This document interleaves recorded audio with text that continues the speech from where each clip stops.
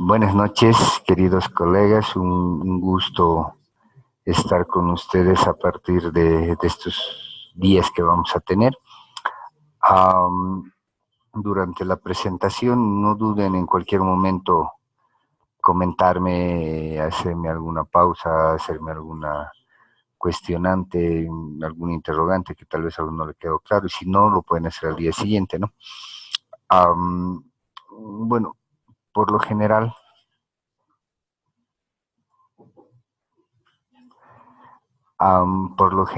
lo que yo hago es hacer un breve resumen de lo que es el curso, qué puntos se vamos a tocar, y después empiezo a desarrollar lo que es el tema.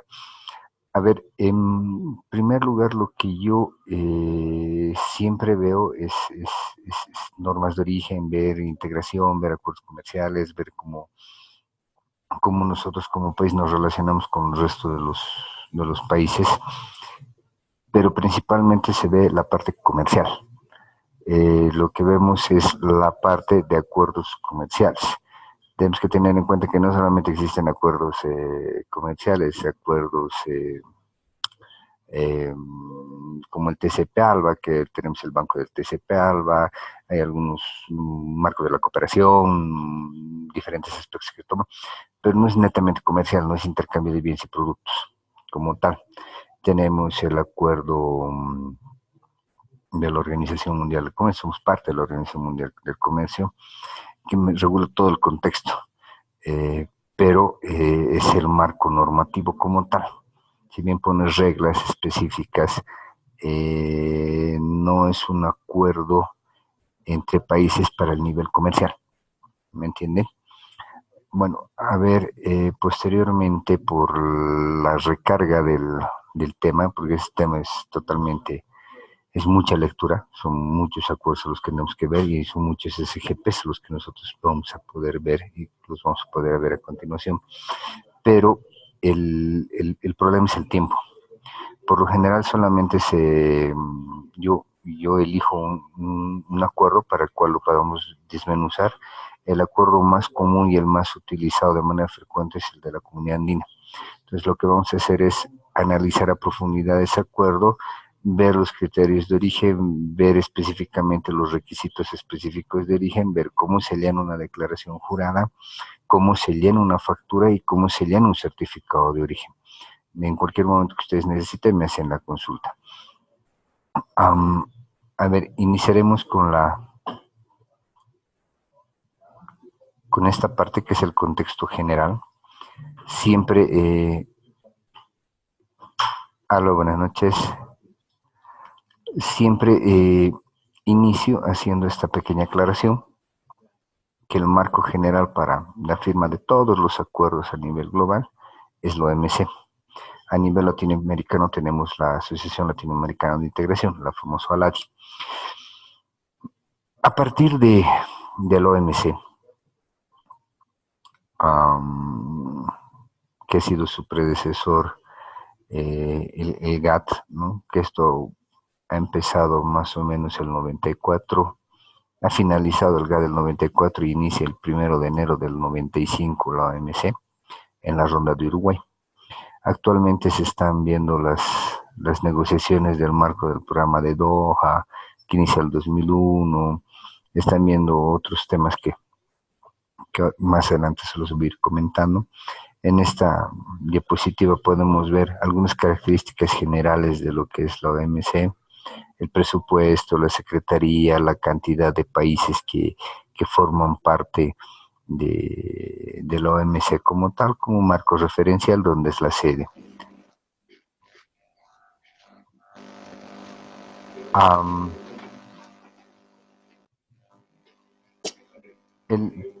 Perdón, ¿alguien tiene alguna consulta?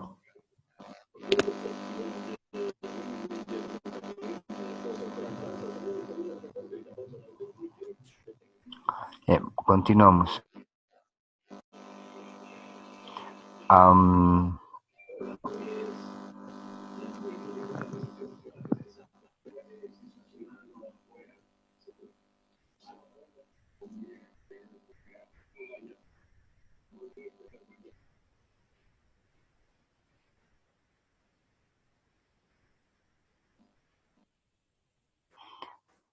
Ahora sí, ahora para que yo me vea, ahí aquí, nada más. Perfecto. Ya. Continuando con la presentación, mil disculpas. En esta diapositiva vamos a poder ver y nos sirve para poder ver de manera gráfica cuáles son los países miembros de la OMC y cuáles son los países observadores. Los países miembros de la OMC es todo lo que está con verde, entonces, prácticamente es casi todos los países, y los observadores son los que están con azul, que son unos cuantos, algunos del Medio Oriente y algunos de parte de África, digamos, muy aislados. Um, Esto nos sirve para poder determinar la importancia que tiene el OMC. Principalmente la OMC lo que establece son las reglas básicas del comercio a nivel global. ¿Cuáles son esas reglas y cuáles son las funciones que tiene? Principalmente administra los acuerdos comerciales. Él establece cuáles son las características y cuál es la estructura de firmar todo un acuerdo comercial. Si ustedes pueden revisar su página, establece ciertas características, ciertos parámetros y ciertos límites. ¿Por qué? Porque un acuerdo que se firme de carácter voluntario no debería ser de manera impositiva o que vaya en favor de uno y en desmedro del otro. Eso no sería un acuerdo, sería una imposición. Entonces, por lo general, la OMS establece ciertas reglas para poder esto. Un foro de negociaciones comerciales, tratar de resolver las diferencias comerciales entre los países, supervisa las políticas comerciales nacionales. El año pasado, funcionarios de la OMS han venido a hacer un análisis y un diagnóstico de la situación del país, que hacen cada 10 años en los países, que, si no me equivoco, en el transcurso de este año ya deberían publicar el análisis de estado de situación de Bolivia como tal. La cooperación con otras organizaciones internacionales, ¿sí? Y administra como 60 acuerdos, de los principales que los vamos a poder ver y los voy a mencionar y los voy a, primero los menciono y después se los voy explicando casi uno por uno. El acuerdo sobre comercio y aranceles, que es el GATT, el acuerdo sobre el comercio de servicios, el acuerdo sobre los aspectos de derechos de propiedad intelectual, el acuerdo sobre medidas sanitarias y fitosanitarias, el acuerdo sobre obstáculos técnicos al comercio. Aquí darles y hacerles una puntualización. Eh, Básicamente, ¿cuál era la idea del GAD y cuál era el principio? El principio, por lo general, se dice que nosotros siempre hemos puesto barreras arancelarias. Nuestras barreras arancelarias eran muy altas, que lo que hacía era dificultaba el comercio, encarecía los bienes, entonces nosotros o algunos países no podíamos exportar porque los aranceles eran altos. Entonces establece lo que se llama el principio de nación más favorecida, que no podrías darle un arancel menor a un país con el cual firmas acuerdo y tienes otro acuerdo con otro país y le podrías dar un arancel menor. Entonces, hay el principio de nación más favorecida, que deberían tratarse a todos los países por igual. La idea básicamente era que con los acuerdos nosotros podamos ir bajando los aranceles y liberando el intercambio de bienes y servicios, principalmente los de bienes, ¿no? Y poder comercializar, evitarme la barrera arancelaria, que mi producto sea más competitivo, etcétera, etcétera, etcétera. ¿Qué pasa actualmente? Actualmente se han ido eliminando ya los aranceles, o ya sea por acuerdos comerciales suscritos entre países o entre bloques también, o principalmente porque los países han ido decidiendo eliminar sus aranceles. En el caso de Estados Unidos o los países desarrollados ya han ido eliminando sus aranceles en ciertos productos que ellos no los consideran sensibles, han puesto arancel cero. Pero en contraposición, se han ido bajando los aranceles y han ido subiendo lo que se llaman los obstáculos técnicos al comercio, que está en la última línea. ¿Qué significan los obstáculos técnicos al comercio? básicamente su nombre ya lo dice, ¿no? Son obstáculos técnicos. Pero ¿cómo los vamos a entender de manera más simple? Un obstáculo básicamente es una norma interna de un país que pone una condición que pone. Por lo general, la OMC establece ciertas características para poder determinar cuál es un obstáculo técnico. Debería ser llevado una norma interna. Para que esta norma surta efecto, debe ser aplicada a nivel interno, debe ser comunicada a la OMC. La OMC va a socializar a todos los países y va a dar un plazo de 30 días para que los países puedan protestar esa norma porque vulnera algún derecho. Pasado ese tiempo y esa norma se aplica. Ya. Nosotros no tenemos muchas normas, por lo general, y algunos no lo van a saber. Pero cuando nosotros exportamos, sí debemos cumplir ciertas normas que los otros países han cumplido con lo que les estoy comentando. Principalmente que, a ver, nosotros tenemos este tipo de enchufes. No sé si ustedes han podido ver. Este tipo de enchufes tienen dos entradas. No sé si lo pueden ver, se los voy a mostrar aquí. Esta es una norma. Y ya no todos los países como Bolivia utilizamos ambas entradas. Por ejemplo, nosotros tenemos una entrada redonda y una entrada plana, que es unisex. Muchísimas gracias. No sé, pero en otros países se prohíbe. No sé si ustedes han podido ver este tipo de entradas. ¿Sí? Por ejemplo, Argentina tiene un enchufe, un conector que es en este sentido, que es así más o menos su enchufe. Es plano, pero no es recto, es en diagonal. Los países europeos tienen como un enchufe a tierra, como pueden ver aquí. Entonces, ellos indican dentro de su norma, porque ellos hacen aprobar la norma ISO. En muchos de los países, las normas ISO son de cumplimiento obligatorio, no son de cumplimiento voluntario. En Bolivia es voluntario.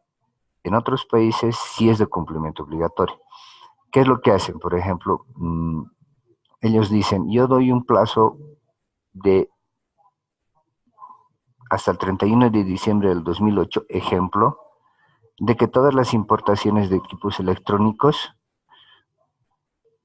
que tengan un conector plano se pueda adaptar o pueda tener un acople como este, y que va redondo, pero solamente hasta fin de año. Pasado fin de año, ya no se admite la importación de equipos electrónicos con este acople, sino que tiene que tener el enchufe redondo. Si no tiene el enchufe redondo, no se va a aceptar la importación. Y ese es un obstáculo técnico. ¿Sí? Es una barrera para arancelaria, si ustedes quieren llamarla, que sí afecta al comercio. Por ejemplo, en el tema de voltaje, nosotros en Bolivia utilizamos 220, 110. En los países de afuera no se utiliza 220, 110, o utilizas 110, 220. Por ejemplo, en algunos equipos que vengan y si nosotros sacamos una normativa que dice no vamos a aceptar y tienes que dar un plazo de adecuación para la importación.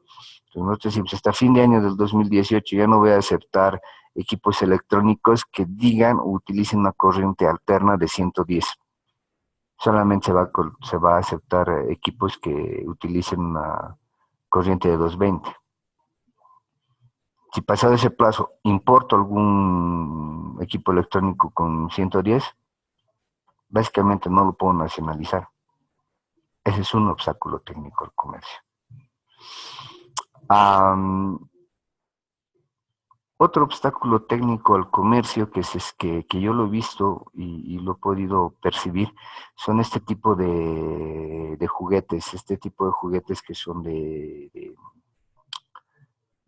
maderita y son pintados.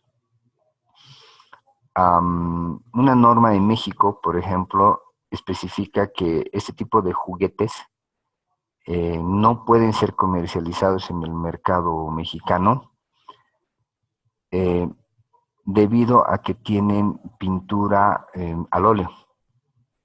¿Ya? Si este es un juguete lo primero que hace un niño, ¿qué es? ¿Cuál es el comportamiento de un niño, un niño menor a 3 años? Lo primero que hace es metérselo a la boca. Al meter a la boca este juguete, está absorbiendo partes de la pintura. La pintura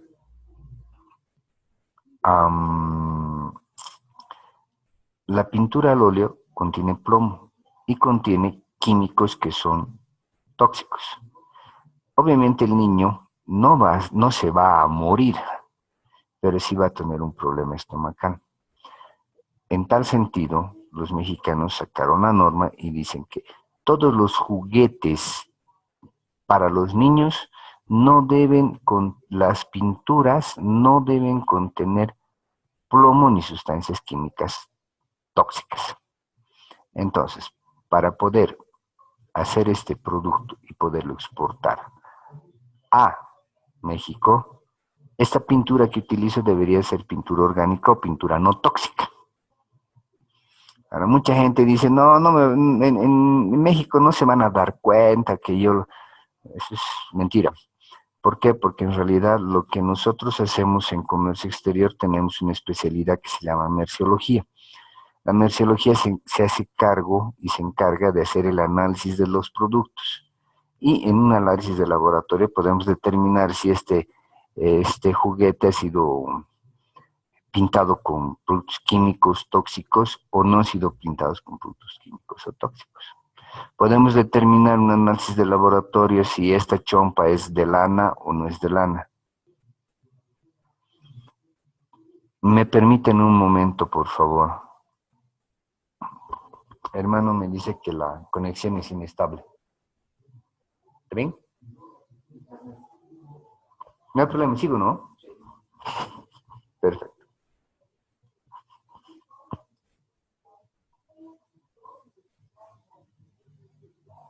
Bueno, como les iba comentando, en realidad estas normas técnicas ahora ya han ido reemplazando a lo que son las barreras arancelarias. O sea, tenemos menos barreras arancelarias, o sea, tenemos menos aranceles, hasta aranceles ceros en muchos productos, pero en contraposición se han ido poniendo normas técnicas. No sé si ustedes han podido ver, nosotros no tenemos una industria automovilística, ya, pero todos los países que tienen industria, que ensamblan, elaboran o fabrican autos, porque son distintos, ¿no? Por ejemplo, yo puedo diseñar un auto, pero no fabricarlo. Por ejemplo, en Brasil se tiene la planta de Volkswagen, de Fiat, lo tienen en Argentina, y obviamente no son sucursales, son ensambladoras solamente, ¿no? Los motores vienen de Europa y aquí se ensamblan lo que es el chasis, el armazón, la estructura del auto. Ahora, las normas de estos países establecen normas técnicas. ¿Qué normas técnicas establecen? El uso de ABS, que es para los frenos, ¿no? Que eso impide el tema del derrape cuando tú frenas en seco, ¿no? O sea, muchas veces cuando tú frenas en seco, el auto sigue deslizándose muchísimo más. Entonces, los ABS lo que impiden es que el auto se vaya todavía más allá, que si no permita frenar el auto, no de manera inmediata, sino con un tiempo prudente. Las bolsas plásticas cuando te chocas, las airbags, si no me equivoco. Esas son de uso obligatorio en muchos países. La norma especifica que ningún vehículo que tenga airbags podría comercializarse en el país. Otra norma técnica que nosotros tenemos ahora en Bolivia es el tema del uso de la importación de vehículos de años antiguos. Si ustedes quieren, es una norma técnica. Nosotros no podemos importar vehículos viejos mayores a los del año. Si los importamos ya no se pueden desaduanizar. Es una norma. ¿Sí?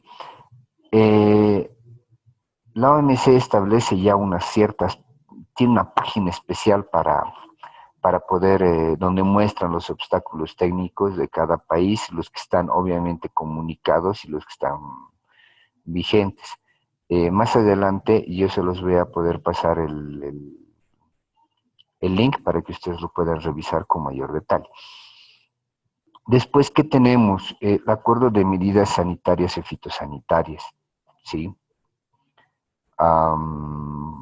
En comercio exterior hay que ver varias cosas. Posiblemente hay certificaciones privadas y hay certificaciones públicas, ¿sí? Una certificación privada básicamente es que tu cliente en destino te pide. No es obligatoria, pero el cliente te está pidiendo, ¿sí? No necesariamente. Ahora, hay diferentes estándares. Por ejemplo, en algunos países te piden la trazabilidad de los productos. O sea, tú tienes que ver de dónde ha empezado ese producto y dónde termina, más cuando es un alimento, ¿sí? También especifican, y eso hay que tenerlo en cuenta, que no todos los estándares ni no todos los porcentajes se cumplen en todos los países. Por ejemplo, no sé si ustedes han podido escuchar hablar de las aflotoxinas o afrotoxinas. Ya, ¿qué es el afrotoxina? Es un moho, todos los alimentos, eh, este pan, por ejemplo, en algún momento cuando tú le dejas a la intemperie, empieza a ponerse verde, ¿sí? Entonces, ahora tú lo puedes comer. Tiene un contenido de aflatoxinas, pero ese contenido de aflatoxinas es tolerable por tu cuerpo, no te va a matar. Si empiezas en algún momento, también puedes comerlo. Si tiene un contenido más, sí, pero existen ciertos contenidos de tolerancia. Si, por ejemplo, un ejemplo bien sacado de los cabellos, de los pelos, hermano, es que yo digo que mi contenido de aflatoxinas es hasta el 5%. En Bolivia sí cumplo, y lo cumplo muy bien. Pero ¿qué pasa cuando lo exporto? En Japón me dice, no, el contenido que nosotros tolerable es el 3%. Si el mío es el 4 o es el 5, en Bolivia cumplo, pero en destino no.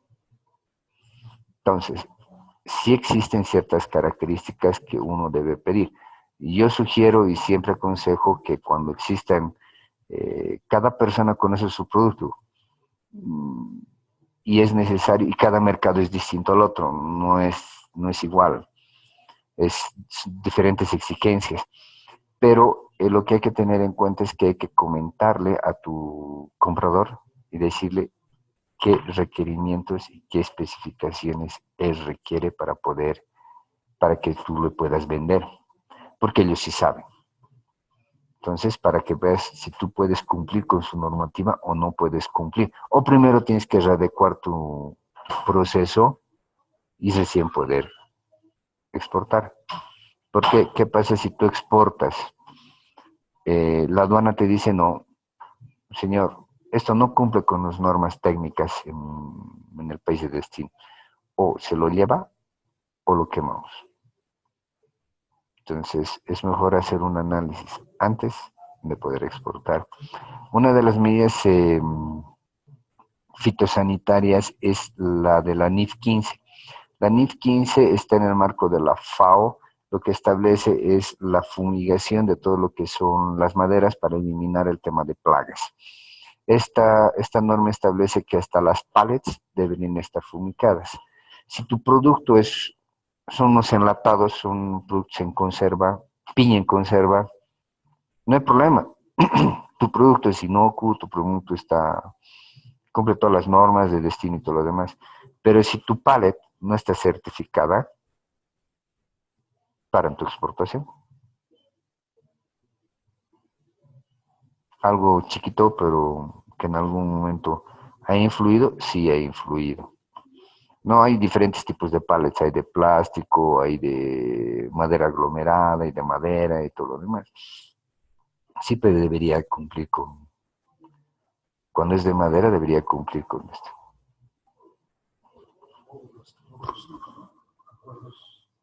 Acuerdos comerciales. Integración. Sí, normas de origen. Sí, acuerdos comerciales y normas de origen.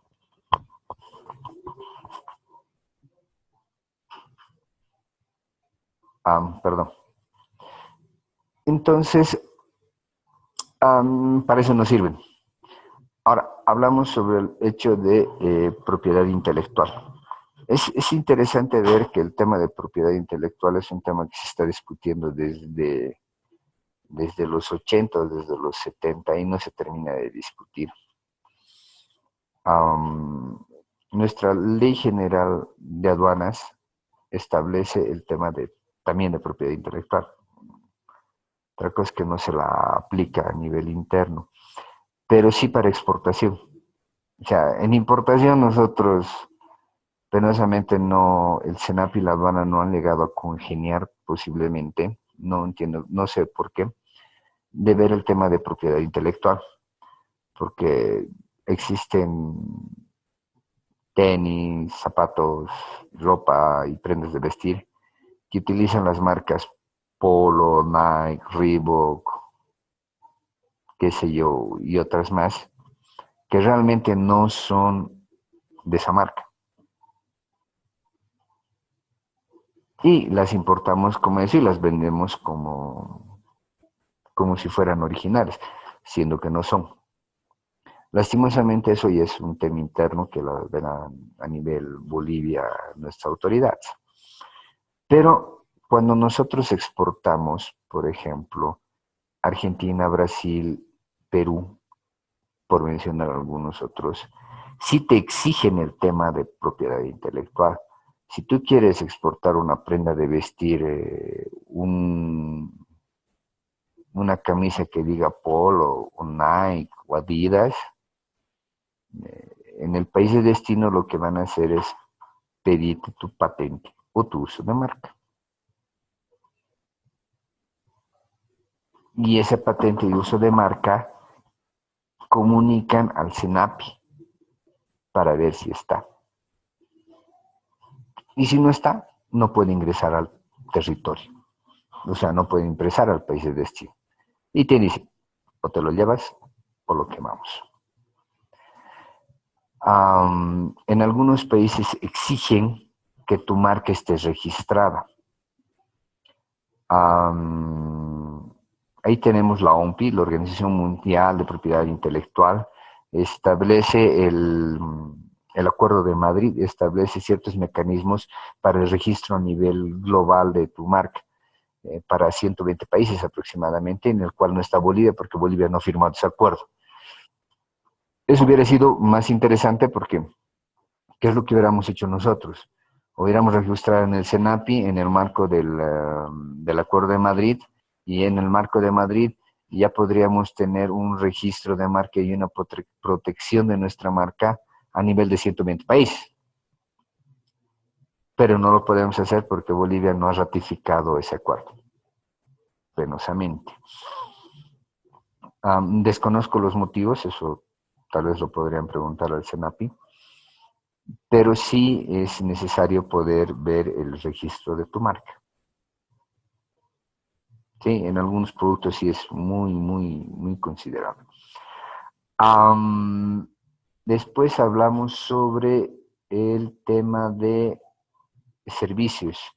El acuerdo de servicios también es un poco complicado, es un tema que demanda muchísimo tiempo, que no se lo ha podido regular en algunos países. En el tema nuestro también es un poco complicado porque no podemos determinar cómo controlar la exportación de un servicio, ¿no? O sea,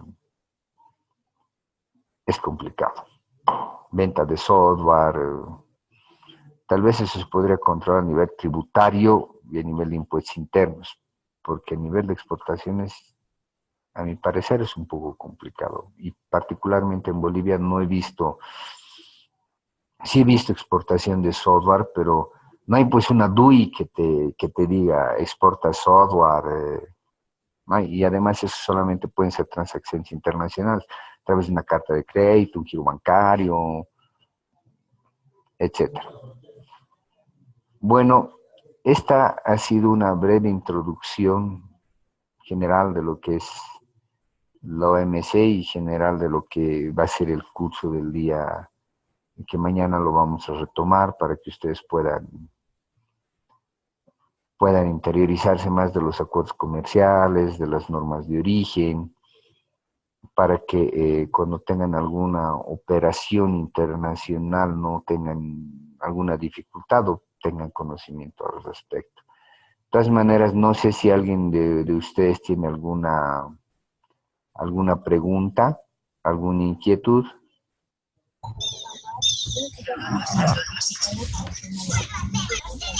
No sé si alguien tiene alguna pregunta.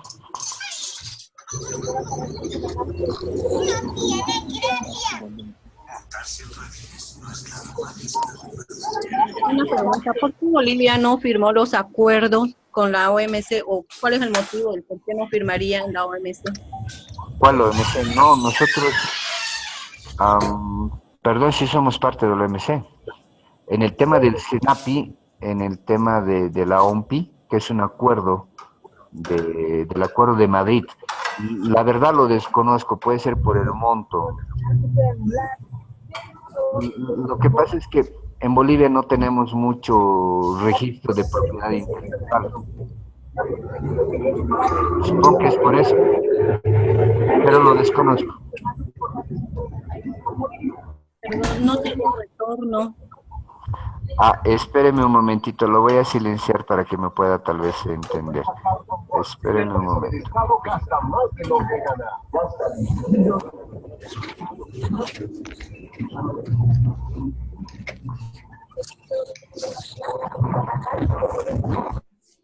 Hola. ¿Ahora sí?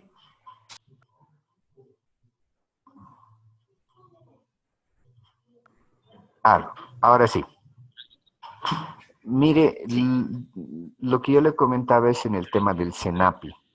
Si bien nosotros formamos parte de la OMPI como país, hay un acuerdo especial que han sacado que es el Acuerdo de Madrid, que solamente lo han firmado con unos 120 países. Entonces, eso te posibilita a que puedas registrar ya sea tu nombre, tu imagen a nivel internacional, pero solamente lo registras por país, ¿me entiende? Y si tú lo quieres registrar, ya sea a todos los países, tienes que pagar una tasa por país. No, todavía eso no se ha socializado a nivel global tampoco. Es más, el registro que nosotros tenemos en Bolivia se hace en el marco de la Comunidad Andina de Naciones, que yo entendería que debería surtir efecto para los 4 países, pero ellos me dicen que no surte efecto. Usted tiene que registrar en Bolivia y también tiene que ir a registrarlo al Perú y también tiene que ir a registrarlo a Colombia y Ecuador. Y pagar una tasa por Pagar una tasa cada por país. cada uno, exactamente. El Acuerdo de Madrid establece que el registro es muchísimo más expedito y es muchísimo más barato hacerlo a través del Acuerdo de Madrid, que está en la OMPI. Pero lo que pasa es que nosotros no hemos firmado ese acuerdo, o sea, no lo hemos ratificado. Desconozco por qué las autoridades no lo hicieron así. Nosotros podríamos tener alguna información al respecto, tal vez el por qué. Si usted Buscar se, en algún... si usted se comunica con gente del CENAPI, posiblemente que sí, porque ellos tienen, si no me equivoco, un número de atención al cliente. Pero como le digo, yo he tenido conversaciones con ellos el año pasado porque yo tenía que hacer un registro a nivel internacional y básicamente le comento eso, ¿no? Que me ha dicho que no han suscrito y punto. No me han dado mayores detalles. Muy bien, licenciado. Muchísimas gracias. No, con todo gusto. No sé si alguien tiene alguna inquietud. Doctor, una consulta. Dígame. Cuando veíamos ahí en la diapositiva, usted nos mostraba un mapa donde estaban, digamos, los países que forman parte de la OMC. Ya habían algunos que están en forma de veedores. Sí. ¿Cuáles, o sea, cómo funciona esto de que sean veedores? O sea, ¿cuáles son las características de eso? Ya, no son miembros plenos por diferentes características. Ya, puede haber hasta diferentes características.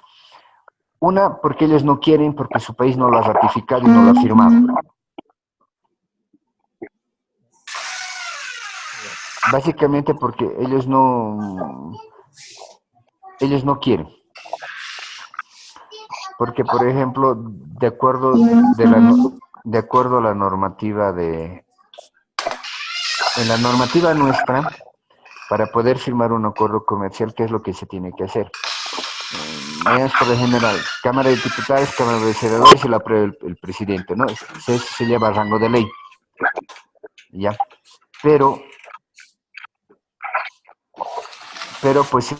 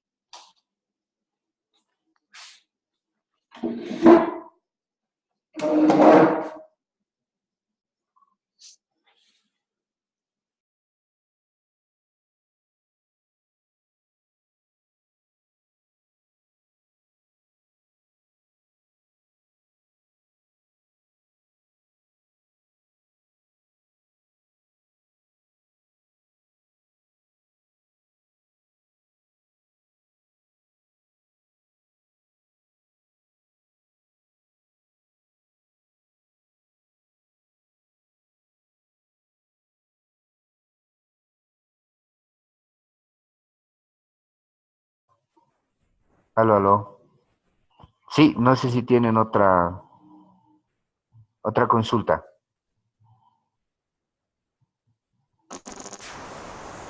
Aló, Doctor, buenas noches. Hola, hola, doctor. sí, dígame. Hola, doctor. Sí, sí, ¿Me sí, Doctor, no se lo puede escuchar muy bien, está entrecortado. De todas maneras, yo quería preguntarle, según la Organización Mundial de Comercio, eh, eh, ¿existe alguna, bueno, cuál sería en todo caso la diferencia entre lo que es el comercio, lo que es el comercio internacional, eh, a diferencia de comercio exterior? O sea, ¿cuál sería la diferencia o la Organización Mundial de Comercio lo asimila de igual manera o cómo sería el ámbito? No sé cómo. ya. Hola. Sí, sí, sí, sí, te escucho.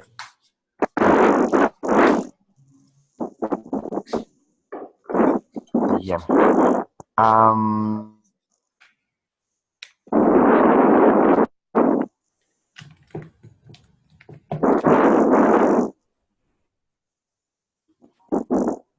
ya.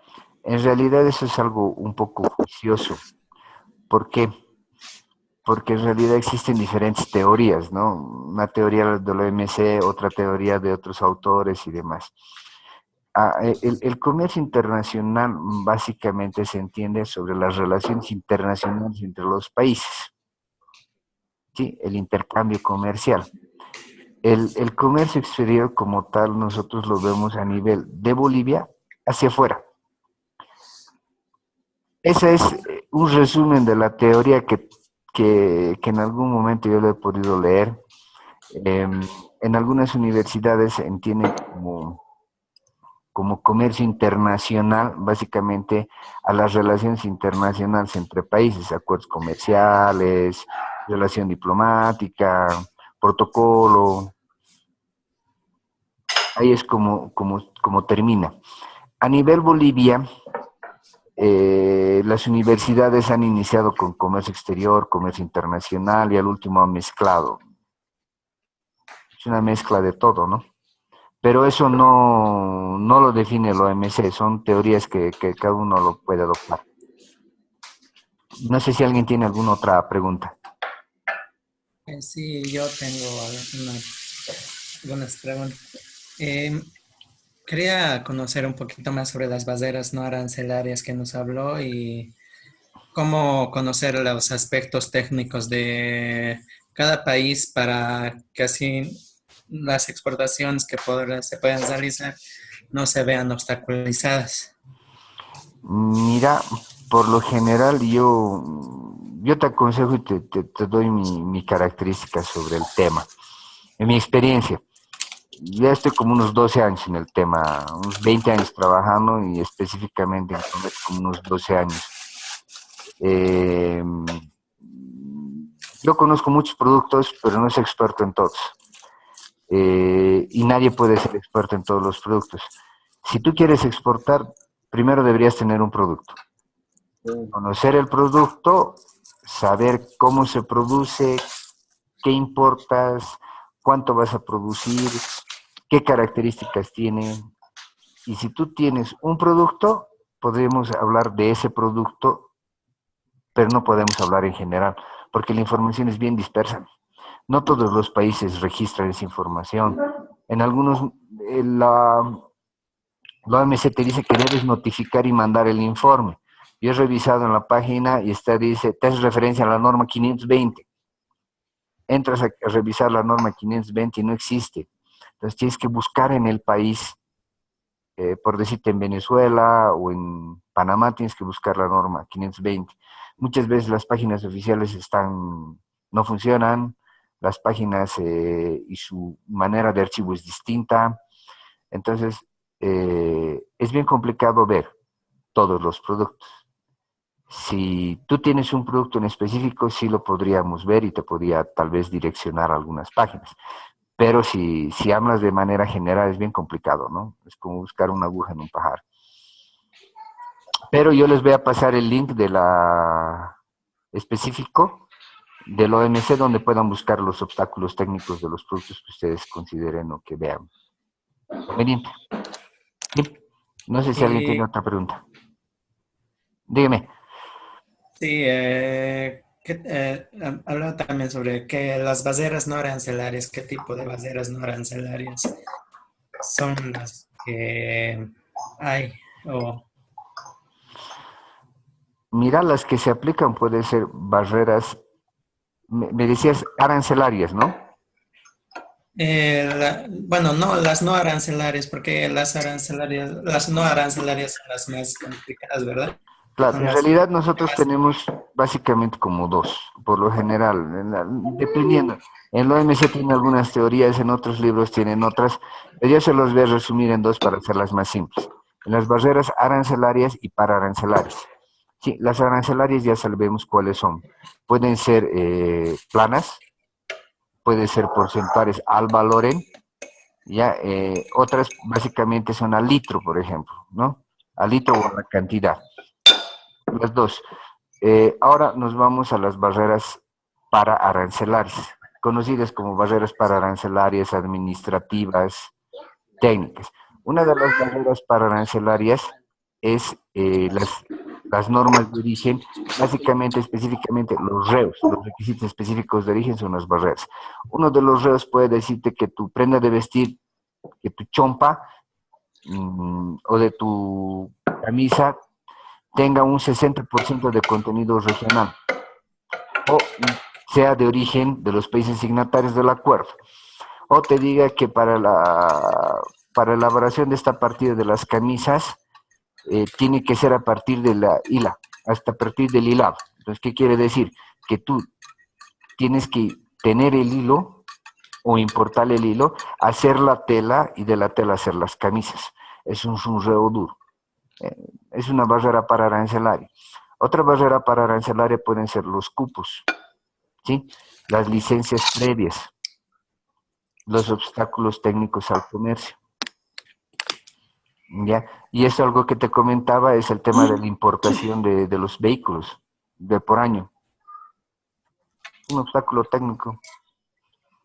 Pueden ser el uso de energía, el uso del enchufe, el tema de condición. Por ejemplo, en algunos países te establecen, no es, está entre un obstáculo técnico y un tema sanitario, porque te establecen y te dicen que tienes que tener, no puedes fumigar esas legumbres, esas verduras con cierto químico. Tú fumigas con ese químico y no cumples con esa barrera. ¿sí? Porque ese químico tiene alto contenido en plomo y el plomo es tóxico y por ende no está autorizado en Panamá. ¿Sí? Esos son algunos de las barreras para arancelarias. Puede haber barreras administrativas que te piden licencias previas, que te pidan consularización del documento, lo que hace es demandarte más tiempo administrativamente, ¿no? No sé si alguien tiene otra pregunta.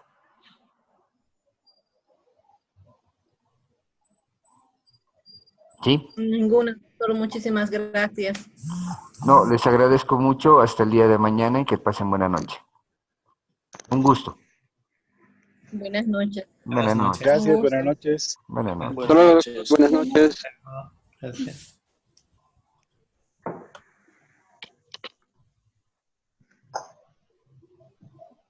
Y hermano, ya le